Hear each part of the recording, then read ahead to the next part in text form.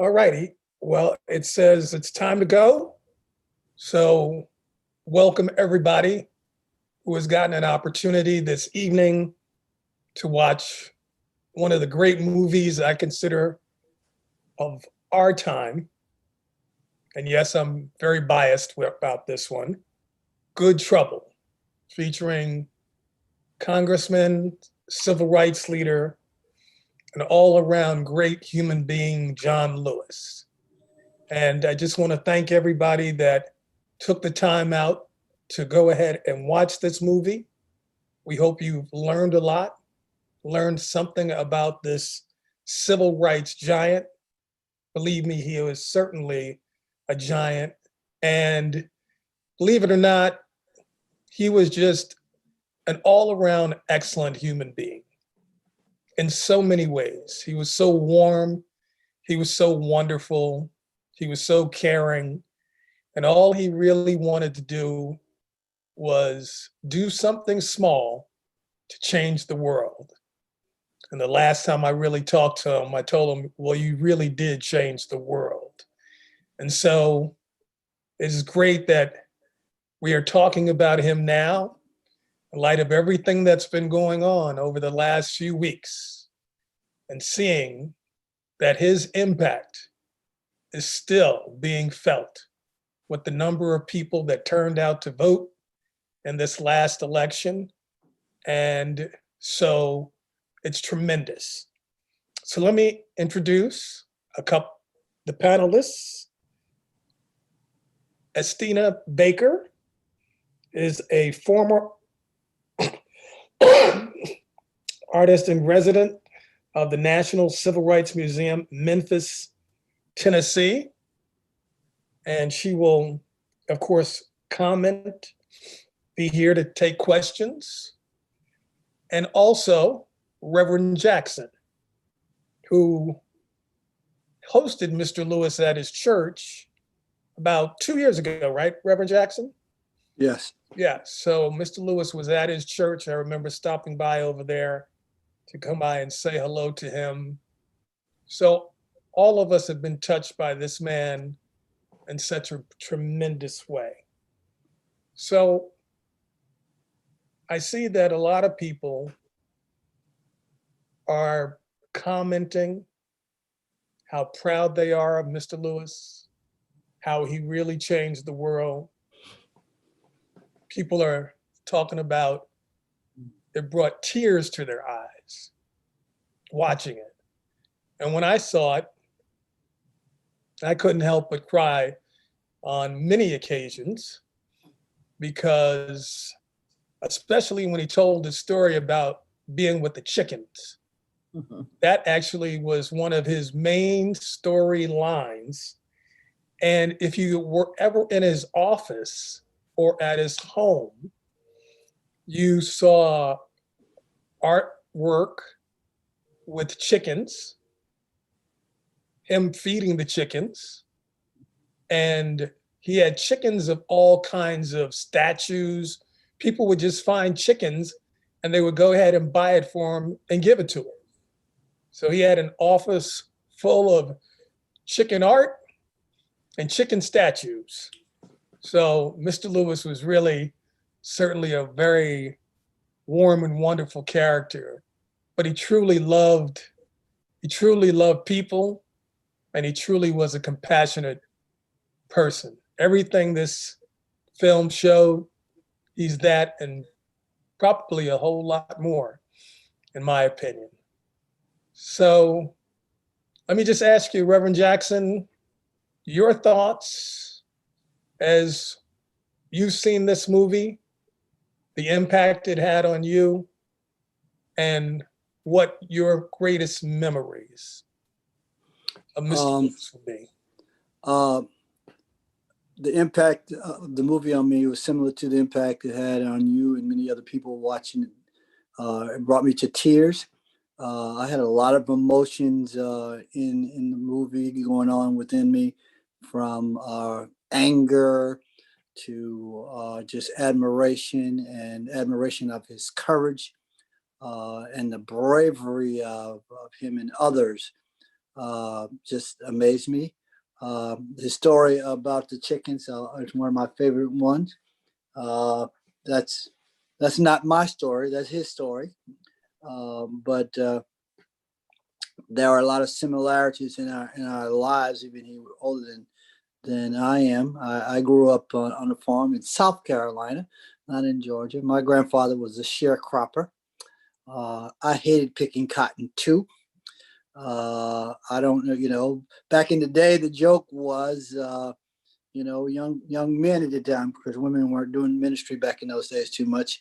Young men who were out in the farm, they heard the voice of God saying, some people said they heard the voice of God saying to go preach. And if you didn't do a good job, your family member would say, you really meant God told you to go plow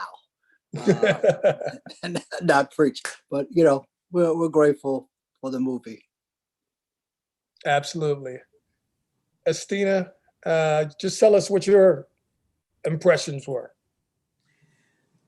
I was deeply moved and touched. I tried to watch it yesterday and there was just too many things going on. So I wanted to give my full attention. I also had emotions that ran the gambit of just watching this historical man, but it made me think about the last time that I saw him. And he did, in fact, tell the chicken story. This was at the African American Museum in Philly during the 2016 Democratic Convention. He was there along with Keith Ellison, Kareem Abdul-Jabbar, and they did a program. And him telling the story, and I saw you there standing when they had the reunion, and I thought to myself, I'm glad they did this because it broke it up a little bit for me and it brought me back up. And it's just that whenever I was in this man's presence, you knew that you were in the presence of greatness. But that humility that we saw in that documentary and his interactions, I am so grateful that I got to feel and touch that too, in terms of the way he always talked with me, greeted me. And even if he really didn't remember the girl from Memphis, Tennessee, I swore he did, and greeted me as if I had just talked to him day before yesterday. And to be around that kind of greatness, that's how I feel about my father too, that sometimes people that are great, their personal interactions maybe not that personal, but I think all of us who watched the movie this evening, I think we can all attest to the fact that you felt like you knew him, or a little piece of you knew him. Yeah, it is interesting. He always walked up to people and said, good to see you. How you doing? That was basically his opening line, that he would walk up to you and shake your hand. And what was amazing when I worked for him, we couldn't go anywhere without being stopped by maybe a half a dozen people along the way, whether we were trying to get over to the house for him to vote or wherever he was trying to go. Believe me, he was always open to talking to everybody. And so often he never ignored people that might be considered less than. He considered everybody to be important. And he considered everybody's issue to be something worth listening to. And John Lewis was, one thing about him is that he was absolutely one of the most funny people that you could ever imagine.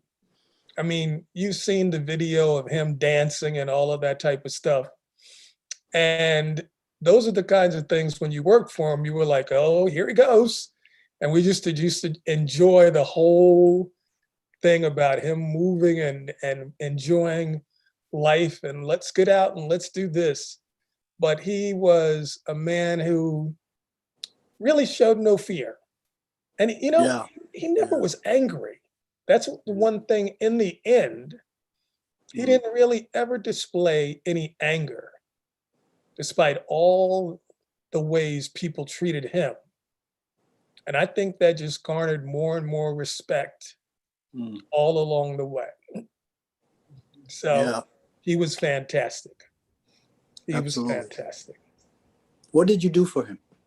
I was his press secretary. Okay. So it was actually a pretty interesting story. I was just coming out of college in 1981, and he ran for city council that year. And Maynard Jackson was leaving, and Andy Young was running for mayor. And I was at election headquarters at City Hall, and Mr. Lewis walked in and said, "Young man, would you mind just letting me know what my votes are?" And I said, "Sure, sir." I said, "What's your name?" And he said, "My name is John Lewis." I said, "Okay, thank you." I wrote it down. About the second or third time he walked in, I said, "Yeah, Mr. Lewis, you won."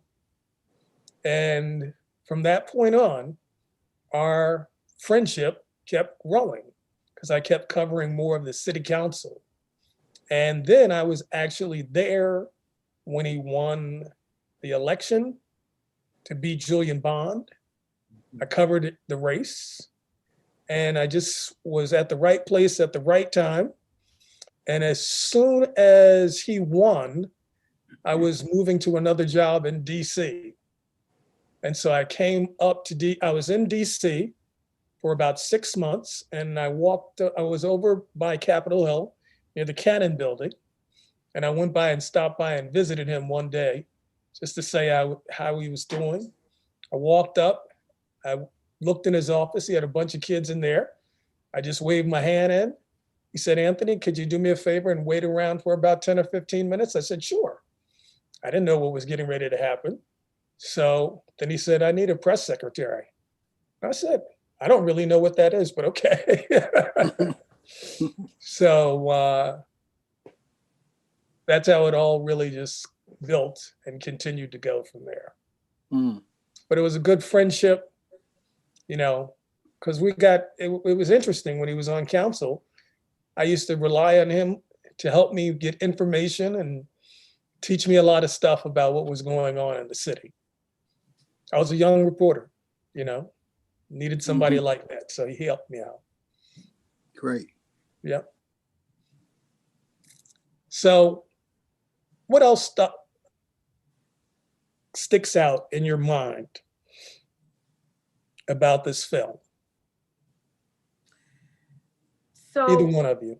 yeah, so when I really took the time to watch it again today, I couldn't help but to think about the parallels of what is going on, and particularly in Georgia. And I'm very involved with what's going on in Georgia. And I thought to myself,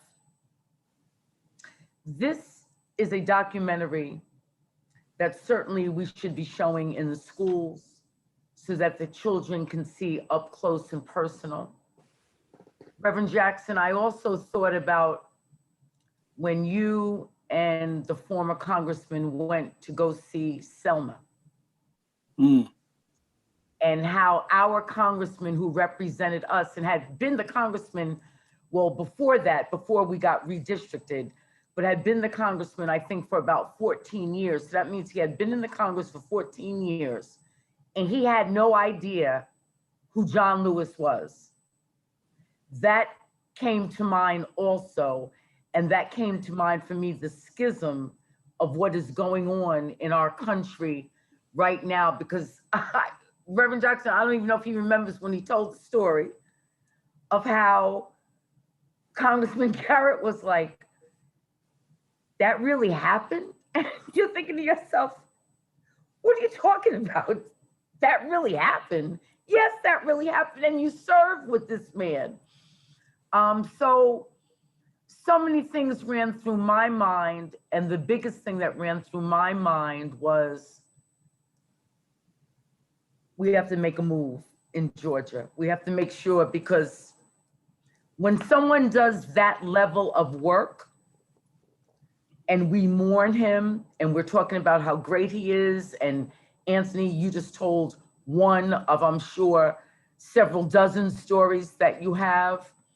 I think that's all fine and dandy, but I think the real legacy is what do we do, having been so blessed by actually knowing this history. I'm a member of Mount Olive. I was there when he came to Mount Olive. I mean, you know, and again, he made me feel like he remembered exactly who I was. But I think it's on us, and I'm hoping that everyone that's watching us now is also thinking, what can my contribution be to my community? Because if we all do just a little bit, that is really honoring the legacy of Congressman John Lewis, in my humble opinion. Mm.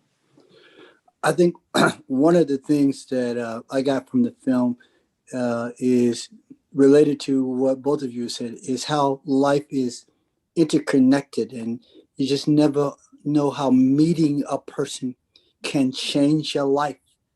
And him meeting, his teachers, and the opportunity to go to school, and hiding under the porch waiting for the bus to go. And I guess hating picking cotton might have been a motivation for him to loving school or loving education. So things kind of work together as well. So, but I appreciated his humility. When he came to Mount Olive, he came really as an invitation from Congressman Gottheimer, who was running for Congress at that time. And he was in my office, and people brought books up, and people kid me today about how messy my desk was. So I said, oh my, I gotta, like you said, he said, no, don't worry about it. Don't worry, just move the stuff over there. I'm good. This is fine. No problem. So he sat in my chair, and my desk was a mess. People took pictures. I still have pictures of that, but it is what it is. Interesting question came up here. I guess it was in the movie.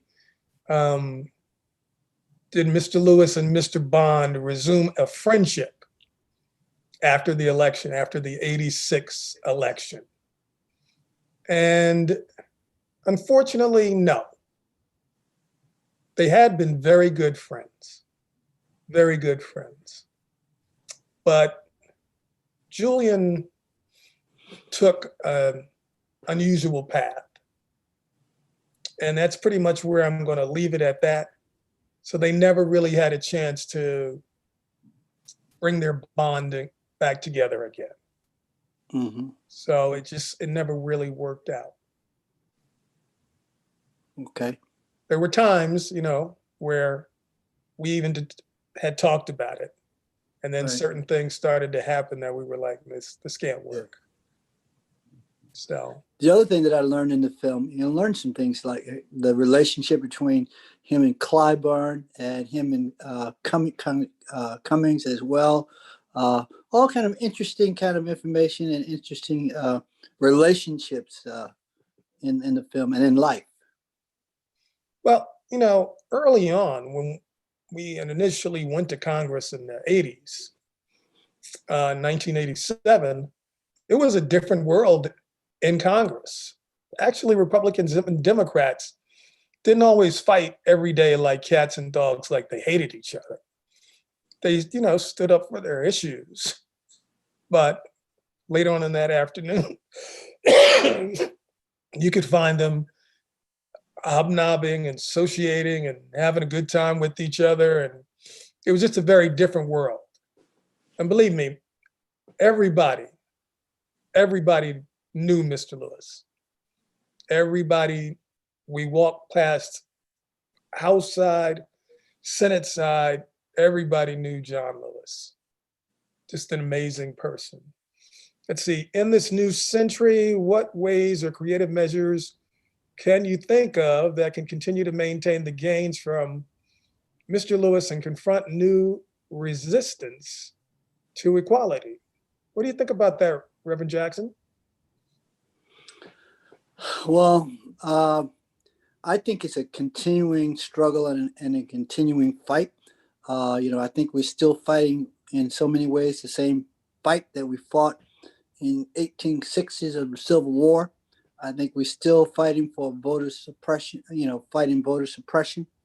I think that we're still, I'm taking this course on the Civil War, and I think it was Attorney General Talley in the 1860s or something that said something like that during slavery, that that the white man doesn't have to respect anything that the black man does or says. I think we see a lot of that in this election right now in terms of those particular cities that, voted for Mr. Biden, where the president and others are going after Detroit and Atlanta and, all of those cities where those large African-American and Latino majorities put him in the lead, of disrespecting those cities as if they are somehow crooked because they are black or because they are Latina. I think that that's the same battle that we were fighting in the 1800s. But we cannot afford to not fight the battle. We cannot afford to be energetic and go forward to do what we have to do. Because otherwise we will get discouraged and we'll sit around and do nothing. And that's not healthy. How do we keep up the momentum, Estina? So I think that we need to start moving conversations off of social media. I often encourage people, I enjoy the intellectual banter back and forth and everybody's chatting about, what they think ought to be happening. We are the ones that make it happen. And I think that we need to take this moment right now.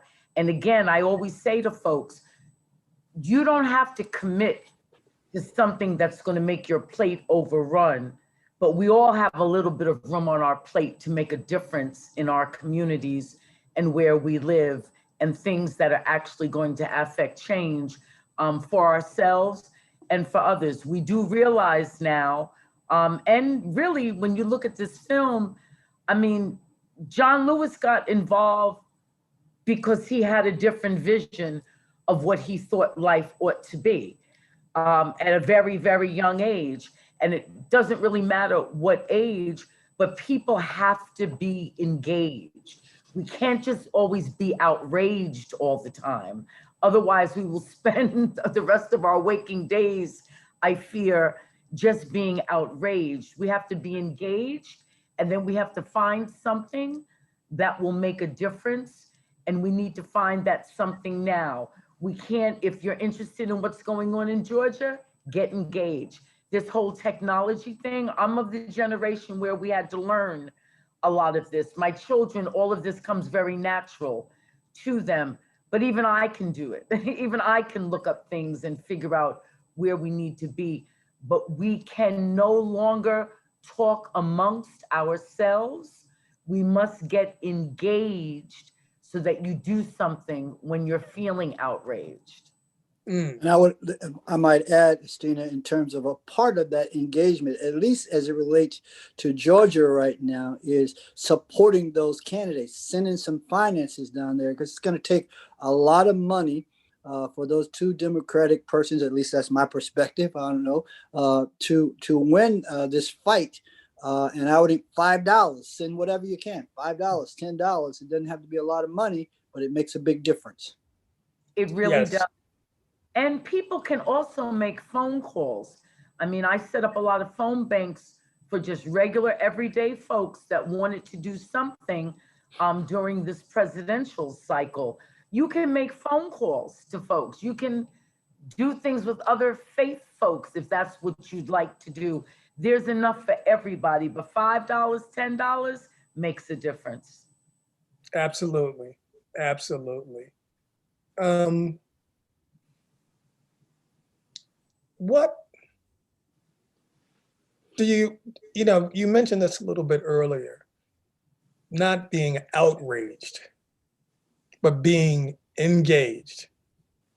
That seems like a lot of young people today tend to be more outraged. And when they get angry, they may not necessarily do the best thing to go ahead and promote their causes well. And do you think some of the strategies that Mr. Lewis used as part of the civil rights movement, peaceful protests, nonviolent protests, are those strategies that can still work today? As a community organizer, I believe that they can, but there's another level to that, Anthony.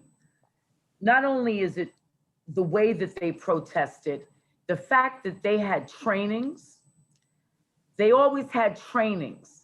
They didn't just say, we just gonna take to the streets. They had strategy and they had trainings.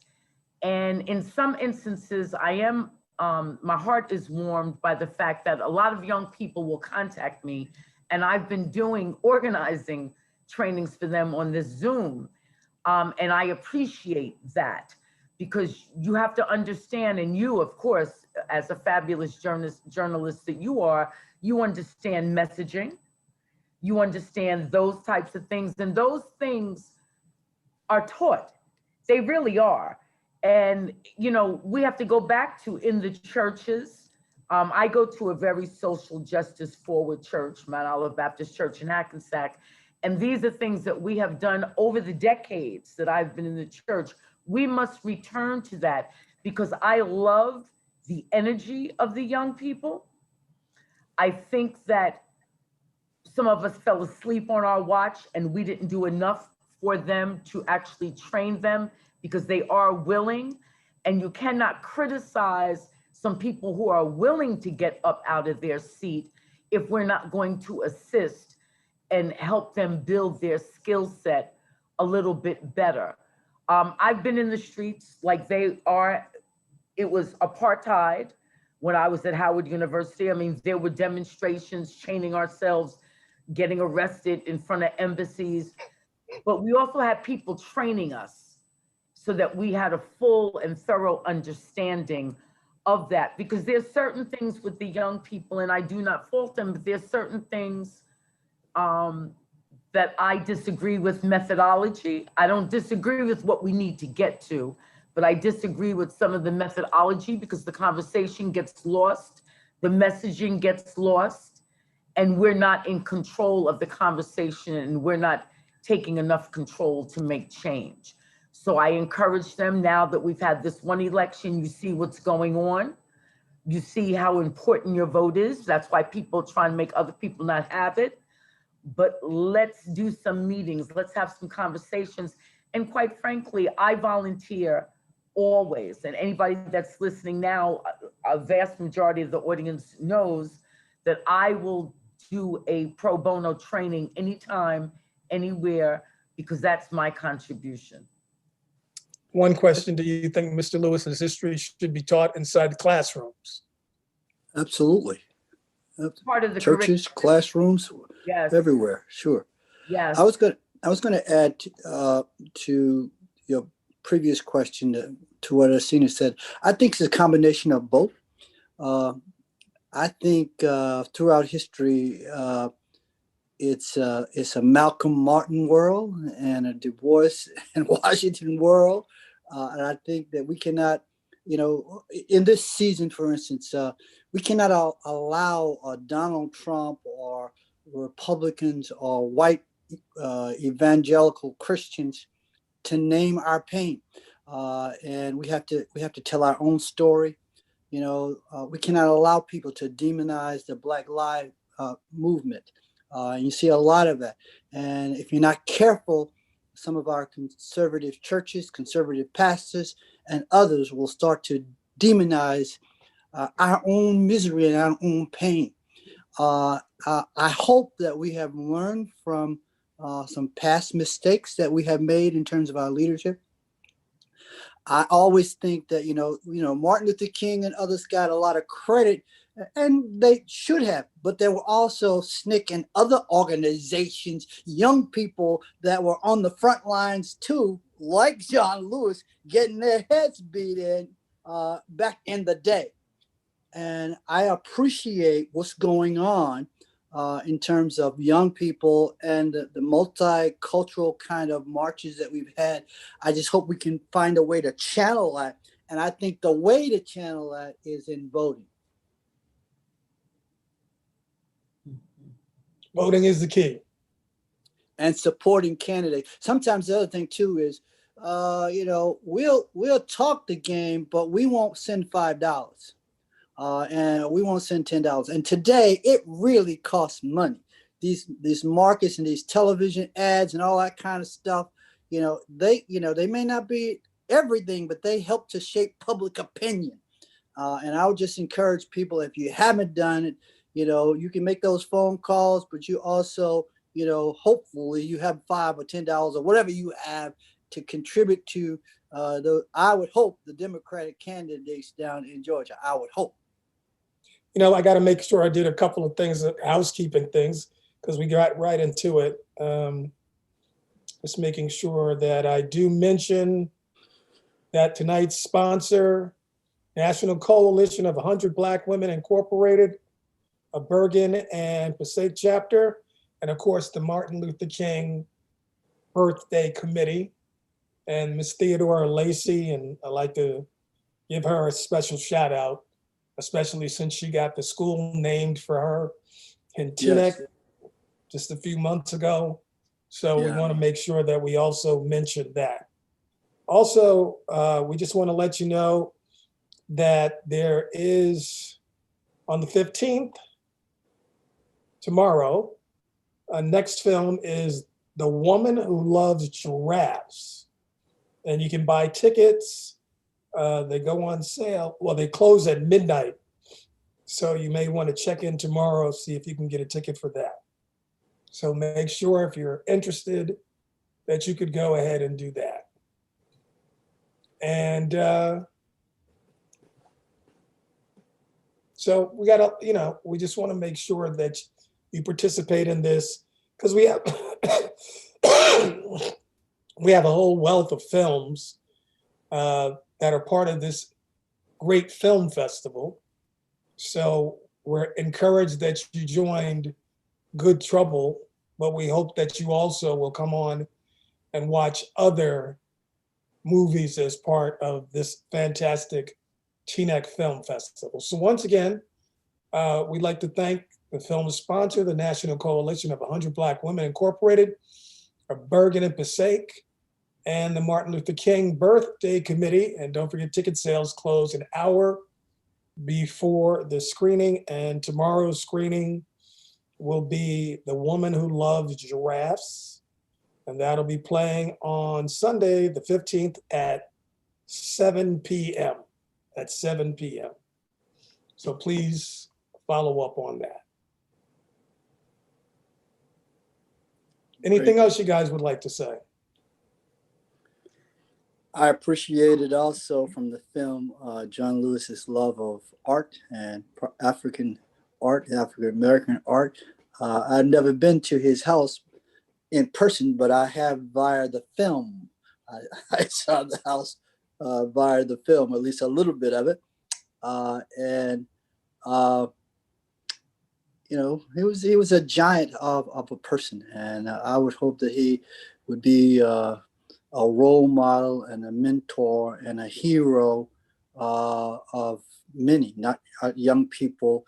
We're grateful for Kamala Harris and her election as the first female and African American woman to be vice president. I've seen pictures of little girls saying, "Vice President that looks like me," but there could be some young boys out there too who could lift up John Lewis and the courage that he had and the tenacity that he had to move forward in his life. And hopefully they'll be holding up their hands and doing something to say, "Hey, that's a congressman that looks like me. I want to be like him." And I think that's a wonderful thing. That is a wonderful tribute to him and what he was all about. He was the one, I tell you, Reverend Jackson, I didn't know anything about Black art, nothing. So he took me, now Estina, you are an artist. So he took me to this art show, Romare Bearden. And, we came to New York and it was at a private house. And so we went over there. And so all this Romare Bearden art was all laid out over the place. And I'm a staff member, of course, and I was looking at the price tag with my tongue dropping out, because when I was realizing the cost of it, but the artwork itself was just absolutely the most famous stuff you could ever imagine. Jacob Lawrence, Romare Bearden, just names like that. Something that I hadn't been very familiar with, but Mr. Lewis turned me on to that artwork, and I'll never forget that. Yeah. He Yeah, loved that, art. I'm sure it was because Romare Bearden, I mean, he's the king of collage, like, and that's something that we all tried to do, like as children, but this man was the king of that. To me, I would just like to say to our viewing audience, inspiration is everything. When something inspires you, it can change your life and it can help you change the life of others. I would hope by this evening's film that you were deeply inspired, that you were inspired to the point where you realize you need to make a difference. It could be on your block, it could be in your town, it could be in your county or your state or the organizations that you're already in. But I want you to take that inspiration of this evening and think of something that we can do to move ourselves forward. Mm. I Amen. think that's pretty much it, panelists. Not really getting any more questions, but I appreciate all of your insight, everything that you've shared with us. Such a fantastic job. Thank you for taking the time out to be here to share your knowledge, your stories. Please continue to do so. Keep on pushing the message of John Lewis and what he was all about. Keep teaching, keep preaching, keep showing people the way, and just following the footsteps of a humble giant in John Lewis. Amen. Somebody that I truly love, and I know, even though he's no longer here, he's celebrating in the great beyond, Amen. because he did something that truly changed our world. He did it. Thank you. Amen. Thank you. All right. Good night. Good night, everybody. Have a good night.